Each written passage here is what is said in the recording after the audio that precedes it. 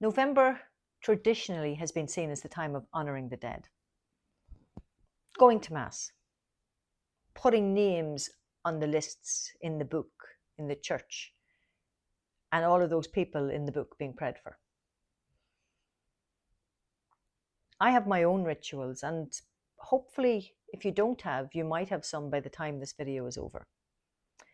One thing I tend to do, now I tend to do this every day, but in particularly during November, I will light a candle, bringing light into the darkness, but also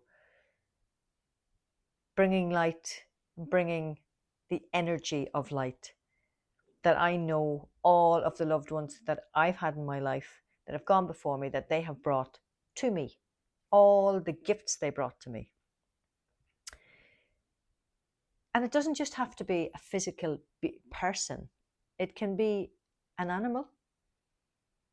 It can be the loss of a workforce, maybe some work colleagues that you left your job and you feel this massive loss in your life. See, loss is not just about somebody dying. We can have loss for many reasons. Ritualise it though.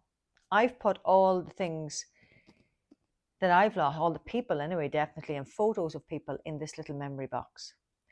But it's an energy box. It's not just a memory box. So I also put in it, if somebody asks me for prayers, if there's something that I'm struggling with, I'll put it into this box and I'll trust it into the energy that's within.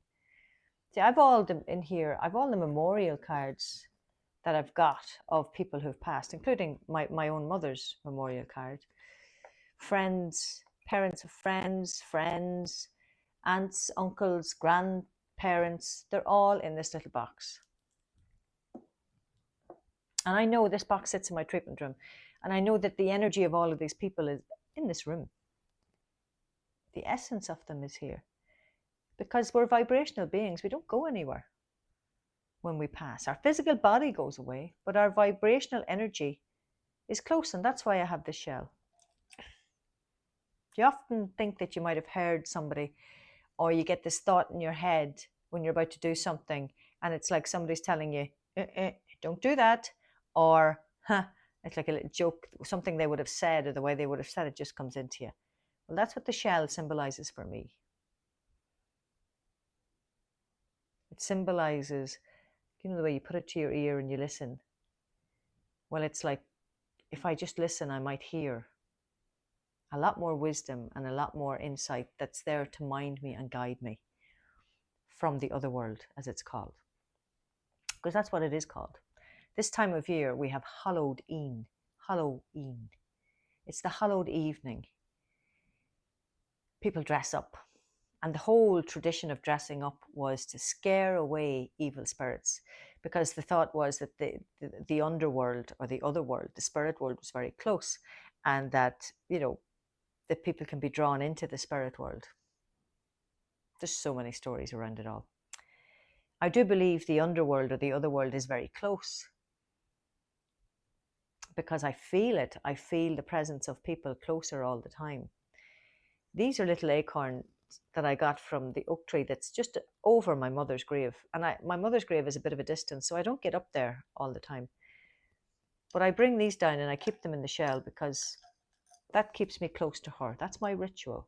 Last time I was at the grave, there was a little feather, just fell down onto the grave. And I thought, I take that now. That's just her letting me know all is okay. All is okay. So what do you have? What helps you? Maybe you're watching this thing, oh, what a load of codswallop. Maybe that's your faith system. That's where you are with it. But acknowledge that when you lose somebody, you have that emptiness. You can't see that physical being anymore. You can't hear that voice unless you have it on video. And even then, it just brings home and reinforces the loss even more, doesn't it? What could help you deal with that? Have you got a trusted friend you can say, I really miss them today?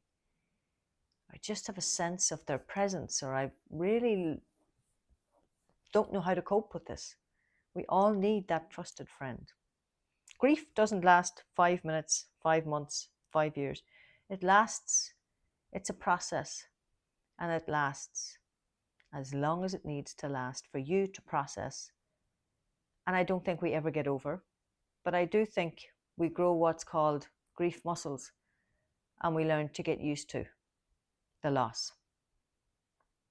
And as we get used to the loss, we find a different way of understanding it, coping with it, living with it. So what's your ritual? Do you light a candle? Do you have something? A feather, butterfly, little acorns, whatever it is. Maybe a little keepsake of a person. Do you have a saying? Do you have a memory box, or an energy box, as I call it, reminding me that all of these people are here? Whatever you have or don't have, I hope by the end of this video, the end of this month of November, that you will have something that will help you to cope,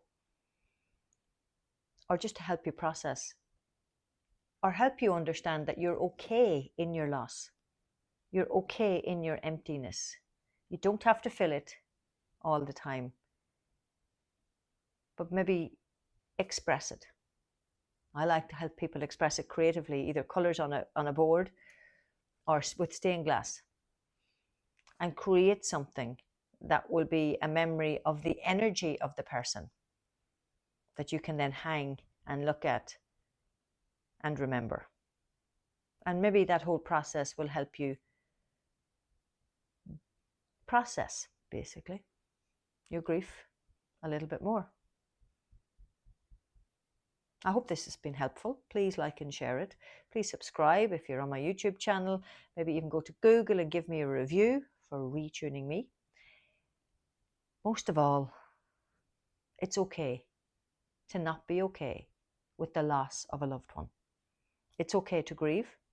It's okay to process whatever way you need to process, as long as it's not harming you or somebody else. Namaste.